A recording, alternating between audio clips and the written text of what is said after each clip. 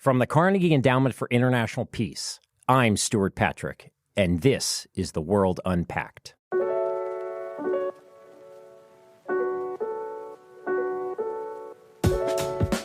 TikTok is on trial on Capitol Hill. This week, TikTok CEO Xu Zhiqiu will testify before Congress as U.S. lawmakers consider a possible ban on the popular social media platform in the country. It's not the first time this episode is played out. Back in 2020, the Trump administration also made moves to ban TikTok, a gambit that was ultimately stopped in federal courts. With me today is a repeat guest on The World Unpacked, John Bateman. John's a colleague of mine in the technology program at Carnegie, where he's an expert on U.S.-China tech relations and systemic cyber risk. I'll ask him what he makes of the TikTok drama unfolding on Capitol Hill and how this fits into the broader strategic competition between Washington and Beijing. John, welcome back to the show. Hey, thanks. Great to be here. Well, let's dive right in. We all know what TikTok is. It has about 1.5 billion users worldwide and more than 100 million in the United States alone. And while the company doesn't have a public valuation, a lot of people think the company could soon surpass YouTube in ad revenue. So how did TikTok go from one of the world's most popular apps to a national security threat? You know, that's a great question. And we can look at this through a couple different lenses. TikTok is basically the merger of two great fears in Washington right now. One of those is about social media in general. So we've all seen the headlines for at least 10 years about Facebook, Twitter, YouTube, fears over propaganda, radicalization, disinformation, addiction, censorship, bias, on and on and on, right? So there's this crescendo of fears around social media. And then on the other hand, there's now this rising concern about China and specifically its technology, whether it's as a potential tool for espionage, as a way of undermining the U.S. economic competitiveness in the world, potential national security threats. So TikTok essentially represents the merger of these two great fears. So it's no surprise that people are very concerned about it. So let's dive into these national security concerns and whether or not they're warranted. China did pass a law in 2017 that would require companies to hand over its customer data for national security purposes. That's my understanding. How could the Chinese government, in theory, actually wield TikTok user data against its geopolitical adversaries, including the United States? Is that aspect of things, the sort of data aggregation, is that a credible threat in your view? So it's difficult to judge, but let's just walk through this piece by piece. The first is, how would the Chinese government get access to this data? Now, it could use legal process, like you just mentioned. It does have a variety of tools to enable it to do that under Chinese statute.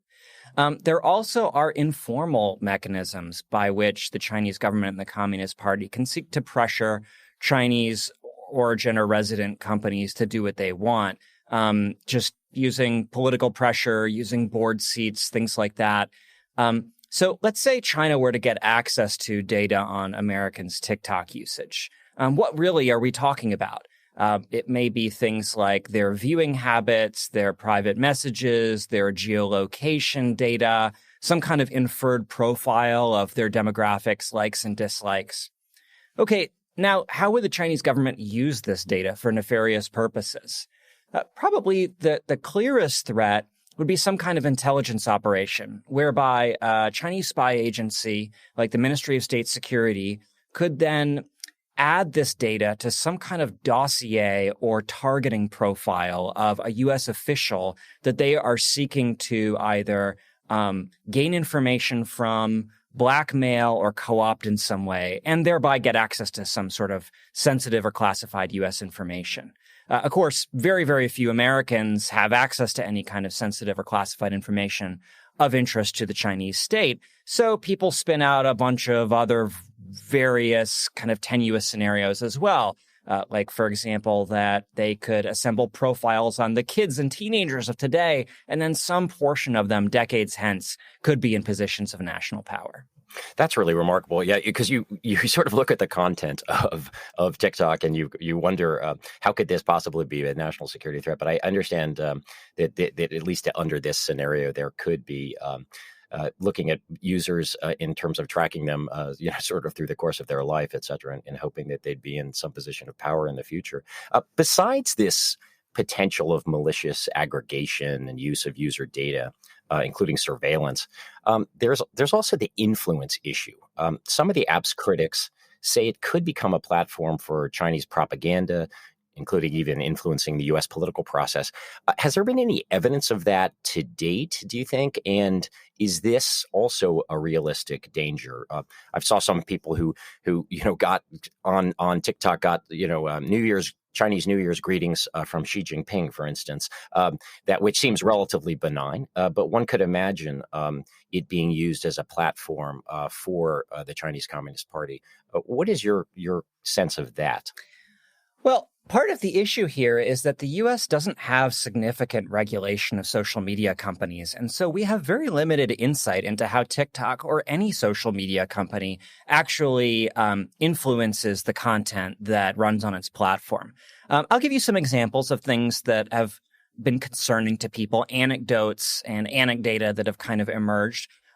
One is that prior to 2019, TikTok's content moderation was more, let's say, Chinese government friendly. And so there were cases where issues around Tiananmen Square and the atrocities against the Uyghurs and other things of sensitivity to the Chinese government and the Chinese Communist Party were explicitly banned under TikTok rules. But those rules themselves weren't publicly transparent. These are things that kind of dripped and dropped over time into the public domain. And so TikTok now says that it no longer has rules like that. It's difficult to judge from the outside. Other things that people are concerned about are how TikTok might or might not be actually removing things, but it could still kind of put its thumb on the scale in terms of what goes viral and what doesn't. The algorithm, so-called the algorithm, the recommendation content curation algorithm, no one exactly knows how it works, but what has come to light is that TikTok employees exert a certain amount of manual control over trends, and they do sometimes boost different things that they think could or should go viral. So these are all mechanisms by which content on the app could, in theory, be influenced in some kind of direction or another. I'll say one more thing. Sometimes U.S. politicians point out that TikTok is owned by a Chinese company called ByteDance, and ByteDance offers a different version of TikTok in China itself called Douyin. And sometimes people will point out that Douyin has a very different content moderation policies and rules, and to some extent is a much more sanitized, family-friendly platform. And so sometimes there's claims that China or TikTok are purposefully infecting the West with some kind of more addictive, less pro-social messaging. The reason for this is that China nationally has very strict social media regulations. We don't. And so therefore, we get what we pay for. Yeah, that's fascinating, because one of the things that has struck me just as a casual observer of this is that there's very little, as you mentioned, regulation of other social media platforms from Facebook or Instagram, what have you, and they're getting a lot less scrutiny from U.S. officials. Can you contextualize what your sense of the threat TikTok poses to the United States and perhaps to American democracy compared to some of these other platforms? It's a really important question. There's been different scrutiny of each platform has kind of had its time in the barrel, right? I mean, Facebook went through the Cambridge Analytica scandal and the Francis Hogan kind of whistleblower. YouTube has had issues over ISIS videos, radicalization. Twitter's had Russian bots and others, and all the controversy over Elon Musk and his very mercurial machination. So each platform has been scrutinized to a degree. But TikTok kind of seems like in a category on its own where there's a serious discussion of outright banning TikTok, or at least forcing its divestment, imposing onerous restrictions on where and how data can be accessed, perhaps even imposing a U.S. government-selected board of directors within the company. I mean, nothing like this has ever been proposed for any of these other platforms. even though many of the risks are at least similar. Other platforms have huge data collection of U.S. individuals. They have the potential to exert their own form of political manipulation if they choose. Of course, there isn't a Chinese government flavor of that. And so that's really what people are ultimately concerned about. But I think the other difference here is that any Chinese company is ultimately, it's just a politically an easier target, and it's legally an easier target. The president has tools that he can use against foreign-owned companies that he can't necessarily use against domestic companies. Yeah, it seems like that the Chinese aspect of things is really the determining factor. Obviously, it's coming together with, as you said, this social media anxiety. I'm curious that when the Trump administration tried to ban TikTok several years ago, it seemed like his push didn't get the same level of bipartisan support. Now, that could have been just the incredible partisan nature of politics during the Trump administration. But has anything actually changed about TikTok in the last few years to get Democrats on board with the idea of banning it? Or is this just it's different because there's a Democratic administration in charge? I think a couple things have changed.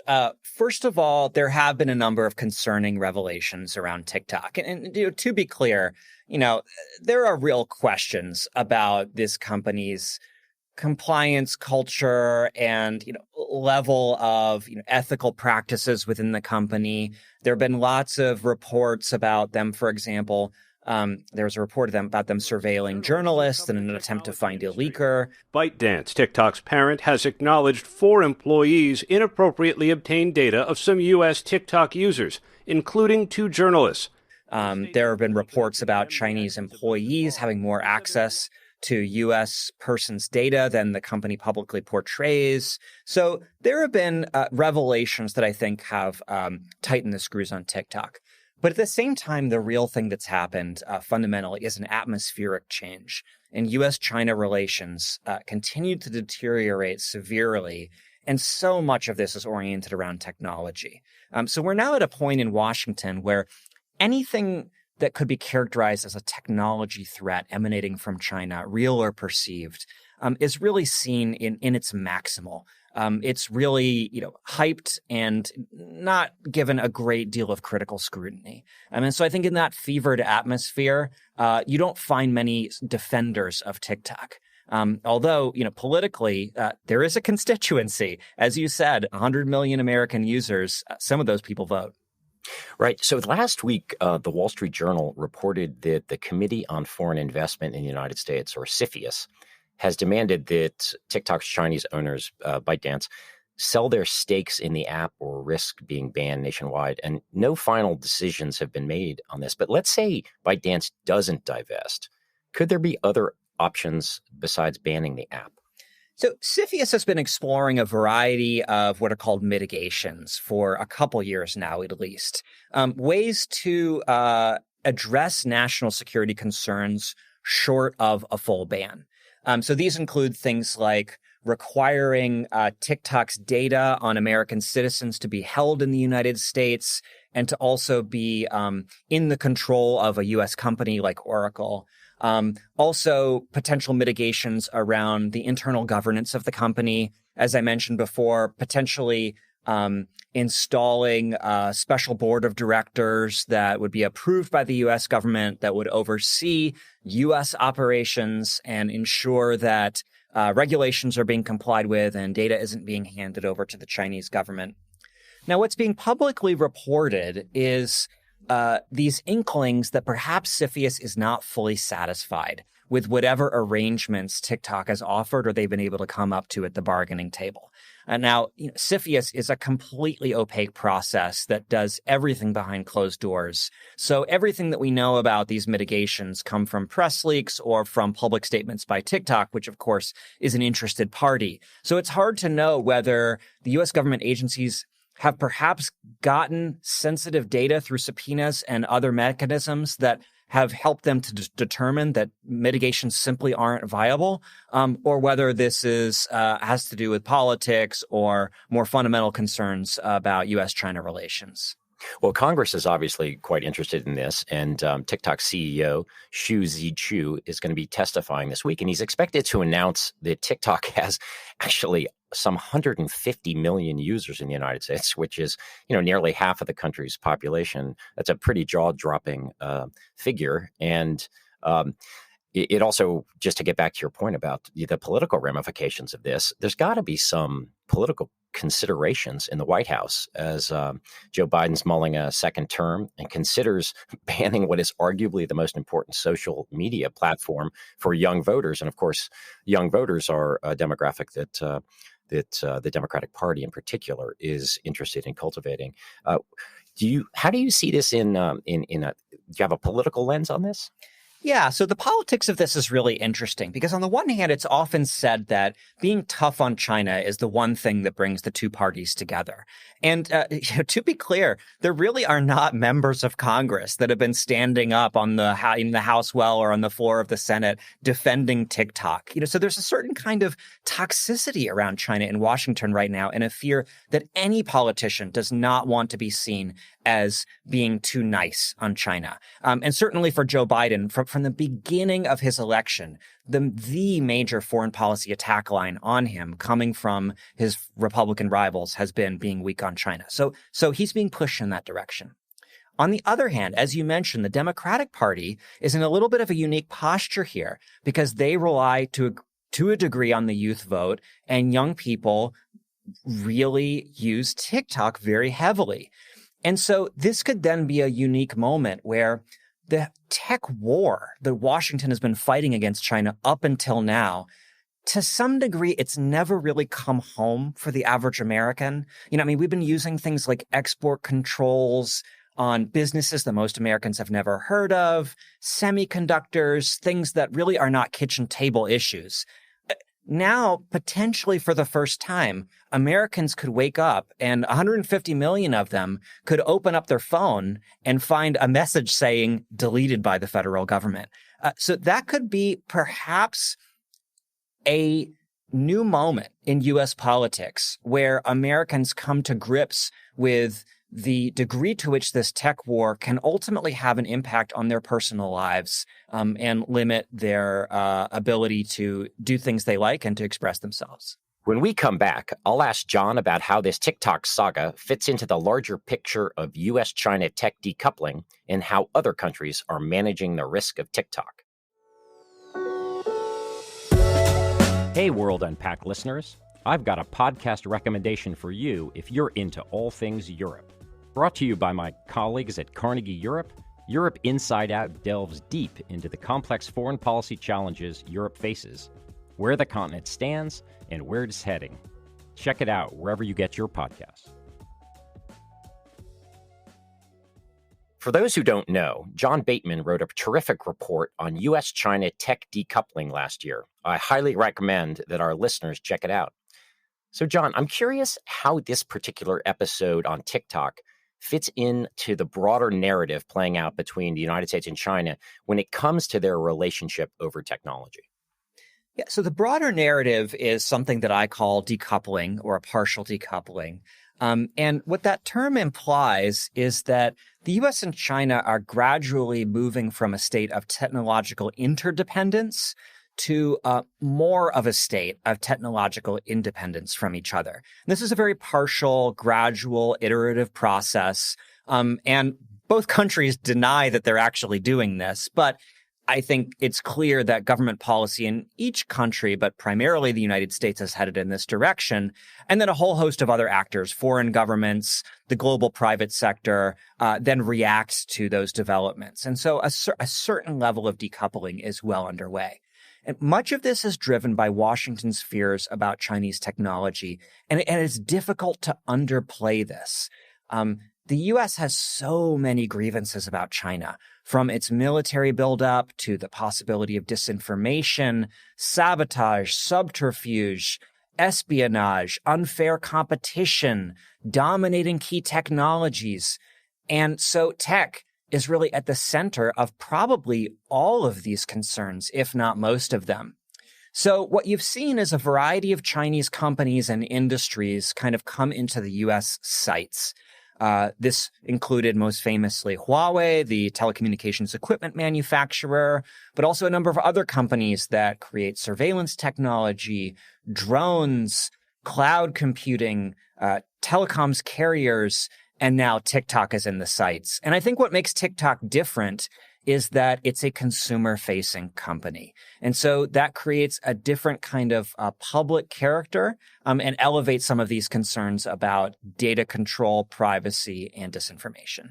So last August, the U.S. passed a landmark bill, the CHIPS and Science Act. And the goal of that bill was basically to shore up domestic semiconductor manufacturing, not least because so much of these chips come from Taiwan, which obviously is in the sights of mainland China. How do you see this TikTok saga connecting to that piece of legislation in the broader sense? When we think about decoupling and the U.S. government policy around this, I like to divide it into two pieces, defense and offense. So defense means U.S. government actions to defend itself against some kind of Chinese threats. So often this means export controls, visa limits on Chinese researchers and scientists coming to the United States, investment screening, like what CFIUS does against TikTok, tariffs, law enforcement actions. There's a whole host of restrictive measures that kind of forcefully sever the links between the United States and China. So I call that defense. Now, then the other side is offense, what you might think of as the U.S. needs to improve its own technological ecosystem to better compete, to build its own strength, leadership, resilience. So the CHIPS and Science Act would be an example of that, where Congress is now dedicating tens of billions of dollars to develop U.S. semiconductor manufacturing capacity and other aspects of the semiconductor ecosystem. This is the flip side of the defense. So with TikTok, we're trying to forcefully counter a threat. And with the CHIPS and Science Bill, we're trying to make sure that we can strengthen our own tech. It's really remarkable the degree to which technology does, as you say, permeate so much of the U.S.-China relationship. And this concern increasingly seems to be not simply its anxiety over China. Is not obviously just restricted to elites in Washington. Many Americans were probably concerned, if not rattled, by this spy balloon saga earlier this year. And while we discussed that TikTok has about 150 million users in the United States, there are obviously a lot of swaths of the American public who are also afraid of, being spied on China. So your general thesis seems to be that some of this fear of China is a little bit overblown. We might be doing too much too fast to decouple, if my reading is right. How, in your view, is it possible to sort of walk back some of the harsher rhetoric or overblown fears with that policymakers have while still sort of credibly defending the U.S. interests when it comes to China? Yeah, I think we need to thread a real needle here. We need to acknowledge on the one hand that China does a lot of things that should concern us. And China does threaten U.S. interests in many, many different ways, and some of them unprecedented. So there are real serious threats that need to be managed from China. On the other hand, we need to avoid the decision-making dynamics that have led to some of our great blunders in the past. The groupthink, the threat inflation, the overinflated sense of what we can accomplish through restrictive tools, the transformation of society through some new kind of national security regulatory regime, the potential disruption to U.S.-China relations, which are so critical to global stability in our own economy. So we need to really thread a needle here. And my concern is that we're not doing that in the policy community and politically. So just to take on the example that you brought up, an average American in, Peoria, Illinois, sitting down at their kitchen table, frankly, they do not have information that is relevant to U.S. national security or that is particularly desirable for the Chinese government intelligence agencies to possess. I actually think that if you were to ask most American parents, their concerns about TikTok would probably be similar to the concerns that they have about Instagram, WhatsApp, and other apps. Addiction, antisocial content, bullying, pornography. And so all of these concerns, I think, that a typical American have really are in the realm of what kind of regulation do we need to have on this industry as a whole? I wish that our conversation in Washington could start from that premise. And then once we've taken care of that, then we can see what's left over that's China-specific or that has some special national security angle to it. As a parent of two teenagers, I wholly endorse that last perspective. So we've heard a lot of chatter about the threat of TikTok in the United States and how to weigh that potential threat. How is TikTok being viewed elsewhere in the world, particularly amongst our Western allies and partners? Are they just as concerned, and have they taken other regulatory measures that could possibly be a model for the United States as opposed to an outright ban? So as in most cases, our partners and allies around the world are moving in the similar direction as us, but not as quickly. So there are other countries like European Union, the UK. They have taken some measures similar to what the U.S. government has done, for example, banning TikTok from government devices, right? Or banning TikTok from parliamentary networks. This is a kind of low risk, low reward action. I don't know that it's really necessary for, your typical, Washington state DMV. But if you're a national parliament or a supranational body like the EU Parliament, that's a good risk mitigation measure. No one has really forced a ban and certainly divestment yet. But the U.S. may be trying to start that conversation with its own moves. I think the key difference is that when we look at the European Union specifically, the European Union is more liable to actually undertake some of these regulatory challenges that the U.S. often just ignores and lets fester. So the EU has created something called the Digital Services Act, which is its country agnostic, general purpose regulation of social media and other kinds of platforms. So the EU would say, this is our first volley in terms of dealing with whatever threats come from TikTok, whether it's data privacy, potential algorithmic risks. So that's their first foray. It's not China specific. And I actually think that's a great approach that the U.S. could learn a lot from. So a lot of Western democracies appear to be moving in similar directions to the United States. Are there forums or multilateral settings in which you think this discussion is taking place? Or is there an effort to, in a sense, craft a common Western approach in the same way that there were efforts by the United States to craft a common approach with some of its allies and didn't always succeed with respect to Huawei? Yeah, there are bits and pieces and fragments and clubs.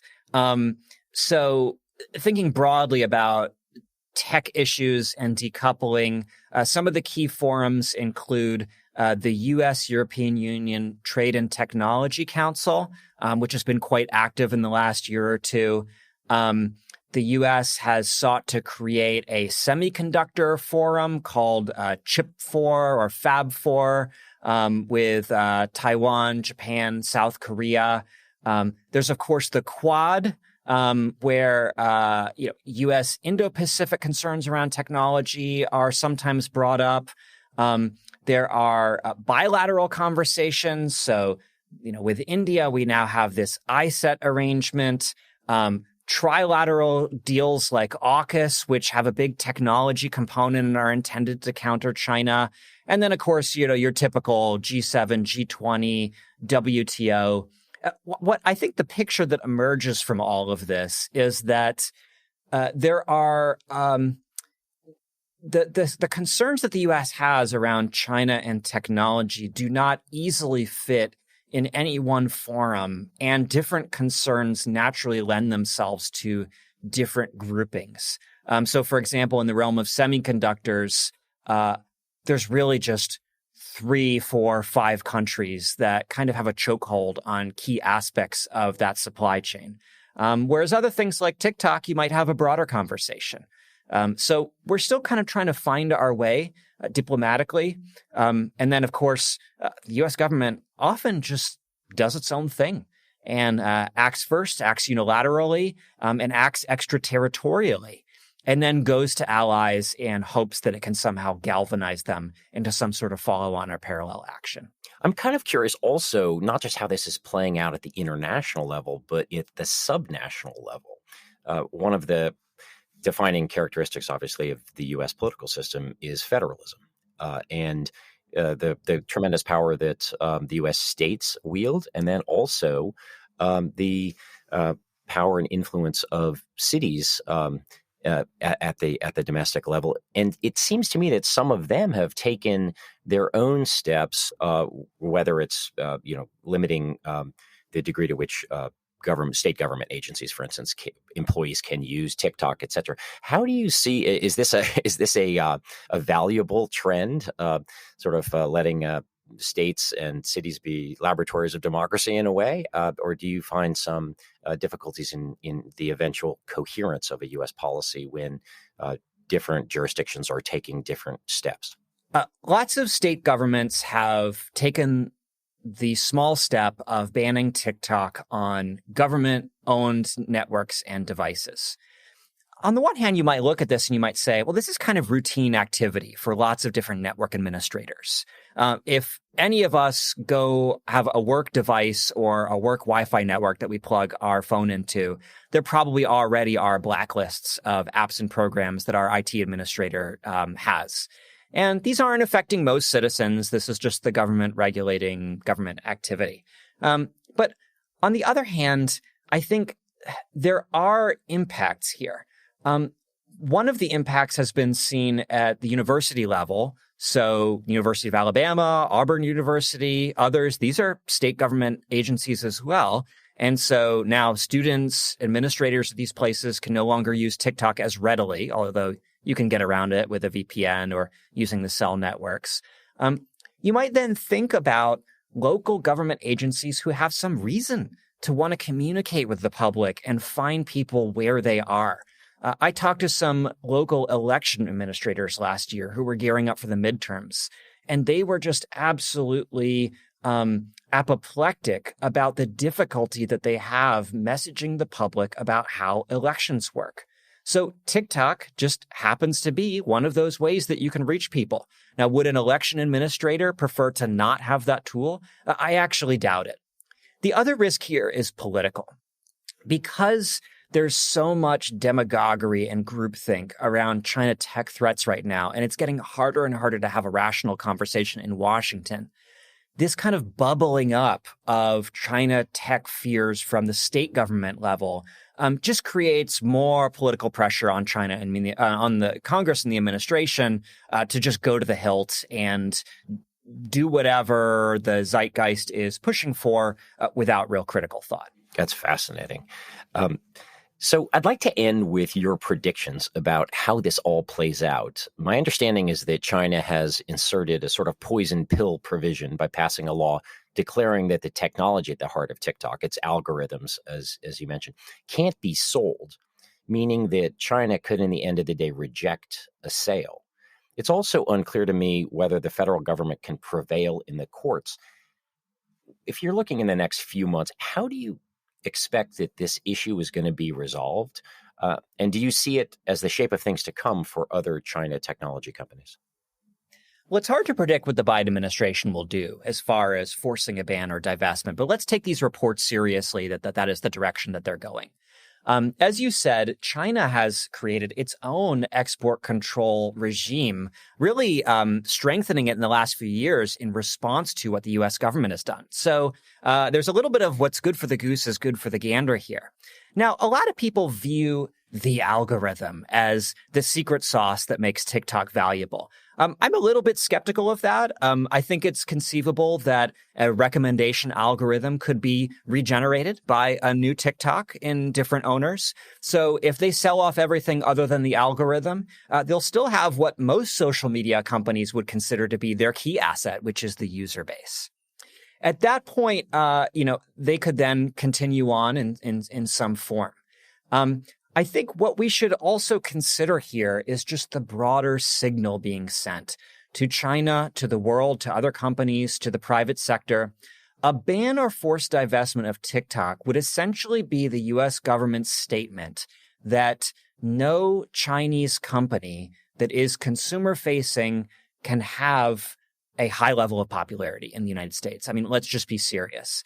If TikTok is not allowed to succeed as a Chinese company in the United States, that means that Chinese apps and tech companies generally will face a very tough sledding in the United States.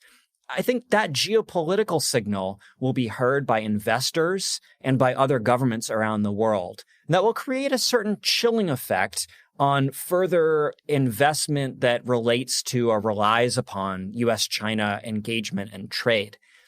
Ultimately, where I think all of this is heading is toward more and more decoupling. And I think what the Biden administration believes and what members of Congress may believe is that they can control this process. They can force a ban of this company and not that company. They can divest this company and not that company. They can control semiconductors up to this level and not to that level. And so far, that's proven true. But I think the more the end game for the U.S. government becomes clear, especially to the private sector, the more decoupling will take on a life of its own. And the more it's also possible that Beijing will move to retaliate and push back in various ways. And ultimately, I think the world that we're moving into is one that the U.S. government is not in control of and that perhaps no one is in control of. And so we could be in a future in 5, 10, 15 years from now where the U.S.-China economic relationship, even beyond technology, is very circumscribed and looks very different than what it is today. Now, query whether people in Washington know that, are thinking about that, want that, or have thought about the costs and benefits. That's the debate that we need to be having. Well, John, this has been absolutely terrific. I particularly appreciate your ability to place this debate over TikTok, an app that I know mostly because of my children's use of it, in the context of geopolitics. So thank you so much for lending your insights, and we are going to look forward to having you back on this show as soon as possible. My pleasure. Can't wait. A final note, this is the last show for our wonderful and talented producer, Cliff Jayapranada, who has decided to leave us for an excellent opportunity at Georgetown University. Cliff has been instrumental in getting a high-quality show out the door each week, and he'll be sorely missed. We wish him the best of luck. Well, thanks for listening to The World Unpacked, brought to you by the Carnegie Endowment for International Peace. You can find us wherever you get your podcasts, and please don't forget to rate and subscribe. The World Unpacked is produced by Cliff Jayapranada and Clarissa Guerrero and edited by our audio engineer, Tim Martin. Catch you next time.